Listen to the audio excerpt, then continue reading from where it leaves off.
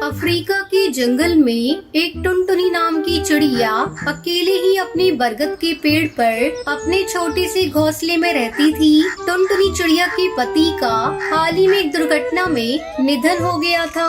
तब से टुनटुनी चिड़िया अकेले ही अपना जीवन बसर कर रही थी। टुनटुनी चिड़िया ने अपने घोंसले में 3 अंडे दे रखे थे। उसका घोंसला इतना छोटा था कि उसके 3 अंडे रखने के बाद घोंसले में एक चींटी के बैठने की भी जगह नहीं रहती थी। इसलिए चिड़िया हर समय घोंसले के बाहरी डाली पर बैठा करती थी, यहाँ तक कि उसी डाली पर सोया भी करती थी। एक दिन की बात है, टुनटुनी चिड़िया अपने घोंसले के बाहर बैठी अपने अंडों पर नजर रख रही थी। तभी अचानक जंगल के कुछ पक्षी भाग दौड़ कर रहे थे। ये देखकर टुनटुनी चिड़िया हरिया काका को आवाज लगाती है। अरे हरिया काका, ओ हरिया काका। अरे अरे चिड़िया बहन, अरे आप यहाँ क्यों बैठी हो? अरे अपने अंडे को लेके भागो यहाँ से। क्या काका, क्या हो गया? अरे चिड़िया बहन, हमारे जंगल में बहुत खतरनाक बाज घुस आया है और वो पक्षियों के अंडे और उनके बच्चों को खा रहा है। इसलिए हम सब अपने बच्चों को लेकर इस जंगल से भाग रहे हैं। आप भी अपने अंडों को लेकर यहाँ से भाग जाइए। इतना कहकर हरिया काका अपने बेटे को लेकर वहाँ से उड़ जाता है। ये बात सुनकर टुनटुनी चिड़िया घबरा जाती है। अरे बाप रे, मेरे 3 अंडे हैं। अब मैं क्या करूं? मैं एक साथ तीनों अंडों को नहीं ले जा सकती। क्या करूं? टुनटुनी चिड़िया बहुत परेशान हो जाती है। उसे कुछ भी समझ में नहीं आ रहा था कि कैसे अपने अंडों को उस बाज से बचाए। तभी टुनटुनी चिड़िया की नजर उसी बरगद के पेड़ के पत्तों पर पड़ती है, जिसके बाद टुनटुनी चिड़िया एक एक करके कई सारे पत्ते तोड़कर अपने घोंसले और अपने अंडों को उन पत्तों से छुपा देती है। अब मेरे अंडे वो बाज नहीं देख पाएगा। तभी वो बाज वहाँ आ जाता है। टुनटुनी चिड़िया उस बाज को देखकर पेड़ की डाली के पीछे छुप जाती है। बाज उसी डाली पर आकर बैठ जाता है जहाँ टुनटुनी चिड़िया के अंडे घोंसले में पड़े हुए थे।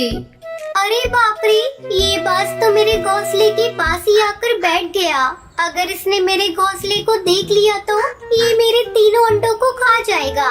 हा, हा, हा, इस जंगल के हर पक्षी के अंडे को खा जाऊंगा। तभी बाज की नजर उन पत्तों पर पड़ती है जहाँ टुनटुनी चिड़िया का घोंसला था। अरे ये इतने सारे पत्ते यहाँ कैसे? चलो मैं देखता हूँ क्या है इसके नीचे। बाज वहाँ आ जाता है और सारे पत्तों को हटाता है। वो पत्तों को जैसे ही हटाता है, वहाँ घोंसले में टुनटुनी चिड़िया के 3 अंडे पड़े हुए थे। ये देखकर बाज बहुत खुश हो जाता है। अरे वाह, यहाँ तो 3 अंडे हैं। तभी टुनटुनी चिड़िया तेजी से उड़कर वहाँ आती है। अरे बाज भाई, आप ये क्या कर रहे हो? मैं इन तीनों अंडों को खाने जा रहा हूँ। अरे नहीं नहीं बाज भाई, आप ऐसा मत करना, वरना आपका पेट खराब हो जाएगा। अरे वाह, इन अंडों को खाने पर मेरा पेट खराब हो जाएगा। फिर तो मैं इन अंडों को जरूर खाऊंगा। लगता है ये बाज पागल है, इसे हर बात उल्टी समझ आती है। अरे बाज भाई, ये जादुई अंडे हैं। क्या जादुई अंडे हैं?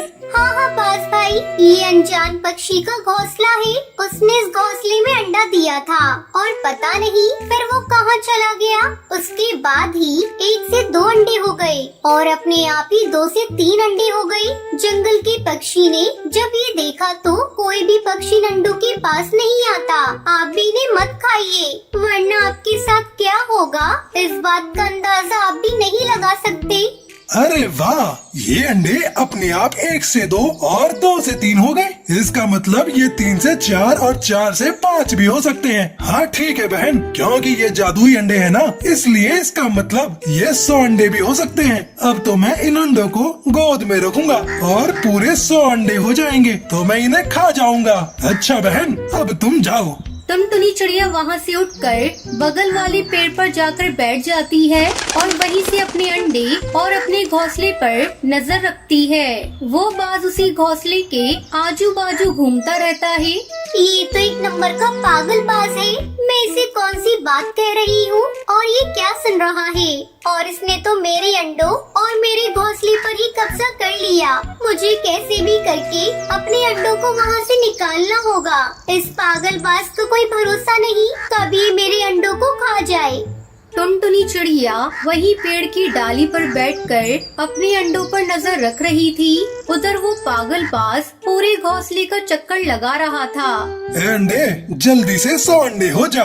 देखते ही देखते कई दिन गुजर जाते हैं, पर वो 3 अंडे जैसे कि तैसे उस घोंसले में पड़े हुए थे। जब बाज ये देखता है तो वो गुस्सा हो जाता है और वो टुनटुनी चिड़िया को आवाज लगाता है। अरे कहाँ हो चिड़िया बहन, इधर आओ। टुनटुनी चिड़िया भी कई दिनों से वहीं बैठकर अपने अंडों पर नजर रख रही थी। बाज की आवाज सुनकर टुनटुनी चिड़िया उसके पास आती है। क्या हुआ बाज भाई? तुमने तो कहा था ये अंडे अपने आप 1 से 2 हो जाते हैं। इस पागलबाज के चक्कर में कहीं मैं पागल न हो जाऊं। पता नहीं कहां से इस पागलबाज को मेरे अंडे दिख रहे थे। अरे बाज भाई, ये जादुई अंडे हैं और ये 1 से 2 तभी होते हैं जब कोई भी इन्हें नहीं देख रहा होता। आप तो हर समय अंडों पर नजर रख रहे हो, तो फिर ये अंडे 3 से 4 कैसे होंगे? अरे बाज भाई, आप रात को सो जाया करो। जब आप रात में सो जाओगे ना, तो आप खुद देखोगे कि सवेरे ये अंडे 4 हो गए। अच्छा ऐसा है क्या? तो फिर आज रात को मैं सो जाऊंगा। रात के समय बाज उसी घोंसले के बाहर गहरी नींद में सो गया था। तभी टुनटुनी चिड़िया के एक अंडे से बच्चा निकल आता है। ये देखकर टुनटुनी चिड़िया फौरन अपने अंडों के पास आती है। अरे, मेरे तो एक अंडे से मेरा बच्चा निकल आया। मुझे जल्दी इस बच्चे को यहाँ से ले जाना होगा। अगर इस बाज ने देख लिया तो ये तो मेरे बच्चे को खा ही जाएगा। टुनटुनी चिड़िया का बच्चा जैसे ही आवाज करने लगता है तो टुनटुनी चिड़िया अपने पैरों से अपने बच्चे को छुपाकर वहाँ से लेकर दूसरे पेड़ पर आ जाती है। तभी दोनों अंडों से भी बच्चे निकल आते हैं। चलो, मेरे तीनों बच्चे तो अंडे से निकल आए हैं। अब मैं अपने बच्चों को लेकर यहाँ से कहीं दूर चली जाती हूँ। टुनटुनी चिड़िया अपने तीनों बच्चों को ले जाती है और वहाँ से बहुत दूर चली जाती है। उसके घोंसले में उसके अंडे के 2-2 खाली टुकड़े पड़े हुए थे। अगले दिन सवेरे जब वो पागलबाज इतने सारे खाली अंडे के टुकड़ों को देखता है तो उसे बहुत गुस्सा आता है। अरे ये क्या, ये अंडों को किसने फोड़ दिया? अरे वो टुनटुनी चिड़िया कहाँ है?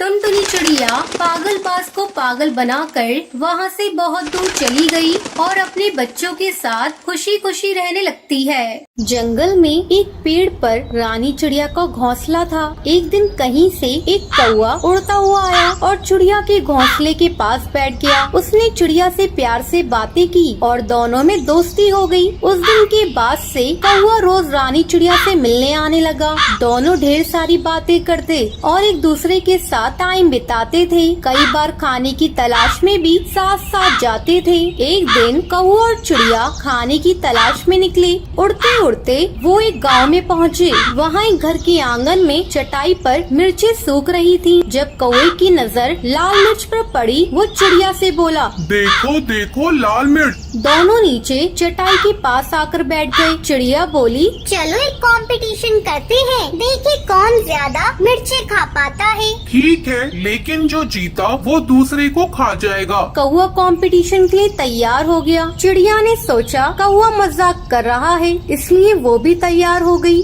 दोनों ने मिर्ची खाना शुरू किया। चिड़िया ईमानदारी के साथ मिर्च खा रही थी, लेकिन कौवा चिड़िया से नजर बचाकर बेईमानी करने लगा। कौवा कुछ मिर्चे खाता और कुछ को चटाई के नीचे छिपा देता। इस बेईमानी की वजह से कौवा जीत गया। जीत की खुशी में वो चिल्लाया, मैं जीत गया, मैं जीत गया, अब मैं तुम्हें खा जाऊंगा। कौवे की बात सुनकर रानी चिड़िया बहुत दुखी हुई। वो तो कौवे को अपना दोस्त समझती थी, लेकिन कौवे ने अपना असली रंग दिखा ही दिया। कौवा चिड़िया को खाने के लिए उतावला होने लगा। तब चिड़िया बोली, ठीक है, तुम मुझे खा सकते हो, लेकिन मुझे खाने से पहले अपनी चोंच धो कर आओ। पता नहीं तुम क्या क्या खाते हो और तुम्हारी चोंच बहुत गंदी रहती है। कौवा चिड़िया की बात मान गया और उड़कर नदी किनारे चला गया। जब उसने नदी से पानी मांगा तो नदी बोली, मैं तुम्हें पानी देने को तैयार हूँ, लेकिन पहले एक मटका लेकर आओ, उसमें जितना चाहो उतना पानी ले जाना। कौवा उड़ता हुआ कुम्हार के पास गया। सुनो,